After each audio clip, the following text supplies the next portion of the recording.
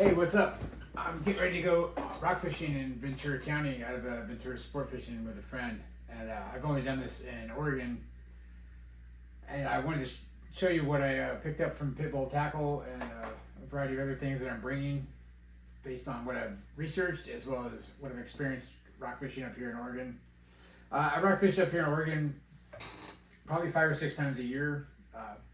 I work with kids and I often do fish fries at work for them, and I really enjoy rock fishing because you never know what you're going to pull up from the bottom.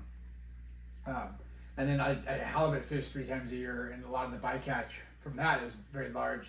And so what I've noticed from research is there's not as many Lingcod down there in Southern California, but which are preferable to me, but there is a good variety, and it seems to be that you guys have a higher limit of 10, and you deep drop oftentimes. We don't have to go very far off the coast here to get them. So what works in Oregon,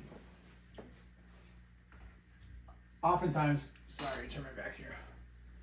When I go out with 6-pack charters, which is the way to go in Oregon, by the way, it's that's one thing that's a little different in Oregon versus down in California, where like the party boats dominate down in California, and you can have a really fantastic experience, say tuna fishing on a party boat. In Oregon, 6-packs are a lot more common. Everything being included as far as tackle is almost standard. California, that comes at a premium. The big boats, you rent everything. I will say this, the big boats in Oregon, like Depot Bay, Newport, although there's people I know that work on them that are fantastic friends and people. It's common, they're running a business, it's common to not have enough lead to get down to the bottom. For example, the last time I took my daughter fishing, they were trying to have people fish with like 1 ounce lead. I couldn't feel the bottom, whereas like my method for fishing is slow pitch jigging, and I kind of want to knock on their house. I knock on the bottom with the weight, and you want to constantly be feeling it as it drops. And luckily there was a dude on the boat that, sold me 2 of these for $20. They're like a 7-ounce head. And we proceeded to just slay them while a lot of the poor tourists from like Idaho, Wyoming were on that boat not catching jack shit. So if you do fish for rockfish in Oregon, Washington, go on a 6-pack. Go with somebody good that's gonna not be afraid to lose gear to get you fish. I go with Real Time out of Newport most often. He pours his own jigs. He pours his own plastics, like swim baits and curly grubs and everything, and pours his own jig heads out of lead, and is not afraid to lose. Not only afraid to lose gear because he's got some smaller costs in it, and his reputation and boat filling up is based on you catching fish, whereas a lot of these big boats just kind of coast on, Google searches and things like that. So in Oregon, we don't typically need bait to catch them. I've heard they're more picky down there. What I see them doing in Ventura County is putting a lot of squid or sardine on hooks. So I did pick up some sliding hooks. I'm taking a friend fishing for the first time, or for his first time, but some sliding hook rigs from Pitbull and rock cod rigs that are all pre-tied with a couple hooks and a snap swivel. Make it easy. I could tie a dropper loop in a pinch if I need to. Pitbull was also cool enough to throw in these braided line cutters for free, which I'll give to my buddy. So I picked up some swim baits. I found just about anything in the ocean will bite a swim bait. They are just fantastic. I remember seeing a dude down calico bass fishing this spring, caught about the most fish I've ever seen somebody catch in my life, casting swim baits out, retrieving them. Just every cast, calico was biting until he got bit by a yellowtail and got spooled. So I really liked this shad jig head. It's glow with a big eye. I'm gonna thread the swim bait on there, and we're gonna drop that. We'll be rotating out gear. I know that'll be a killer. These shrimp fly is another thing we use in Oregon. Usually we'll do a plastic, and then for the second hook would be like a shrimp fly. It's not uncommon to get a ling and a rockfish or doubles. I'm gonna go big because big tends to get bigger fish. I'm not really I'm kind of going with a variety because I haven't done it there before, but there are big fish down there, and there's probably more variety than we even have in Oregon, frankly. But these killer, they're called the killer UV. I got 8 ounce and a 6 ounce. It's got like the squid hoochie and the curly grubtail. I found that these curly grubtails are just absolute killers. We use these up here in Oregon all the time for rockfish with a leaded head like that. There's just no way this isn't going to be dynamite. I saw it and I picked up a couple. I'll probably drop one of those first thing. And then new to me, but this is something I researched. This diamond jig is UV glow.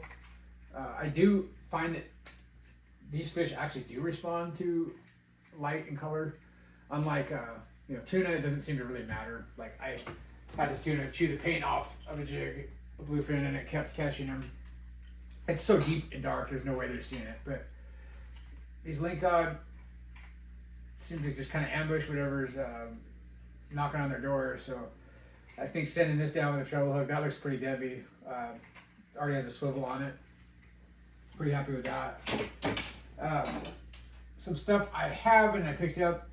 So Amazon has it's called a Calissa, and they call it a fastfall, but it's really a clone of the Shimano Butterfly flatfall. Like almost, I mean, it's identical. Like absolutely identical. It's the same mold. It's cheaper. And I have found, in general, at least with tuna, like the cheap jigs catch just as much fish. If they're biting on reaction or vibration through the water, or a certain action, they're gonna bite the cheap jig. They don't fucking know if it's a Shimano brand.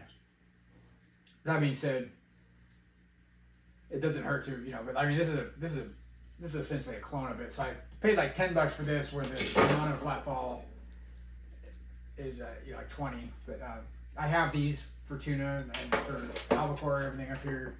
I'll probably take this with me. I'll definitely be dropping this. I heard they love white down there. Here I've noticed it kind of changes. I think blues, darker colors are great always for Lingcod. Like I've noticed the browns, blues, purples. I've heard rockfish seem to prefer white. So I went with a lot of white and glow. I've got this Nomad Streaker 200 gram. I've heard a lot of this stuff was designed for rockfish, and then it's just been adapted for tuna. Here's another cheap one. It's a 200 grammer from Amazon. Probably that same, I think, Calissa brand. But send that down. I'm gonna send that down, knocking on their rock house and see if they answer the door. It's always fun for me to find different ways to catch things. So since I'm also going on a tuna trip to San Diego, I figured I'd show you the reels and the rod I'm bringing that I'm going to be using for rockfish. I have a Fathom 15 single speed star drag. It's spooled with 30-pound braid, and I know they're not really lion shy, but I'll put a top shot probably of 30-pound mono on there. I don't see a reason to spend the money on the fluoro, unless if I already have it on for the tuna trip, then I'll leave it, but no real reason to spend the money on the fluoro.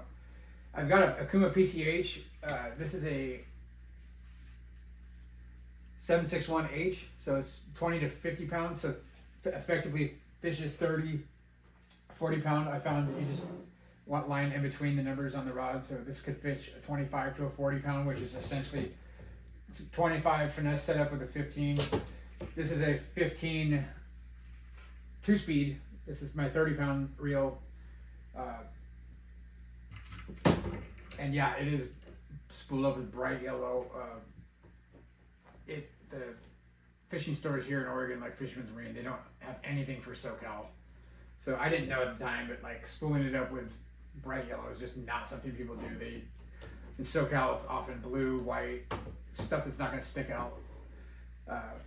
Although I do love that braid that also changes colors every 100 feet, which I am going to be putting on my Torque 40 for my reel rod. And then this Abbott, really fond of this reel.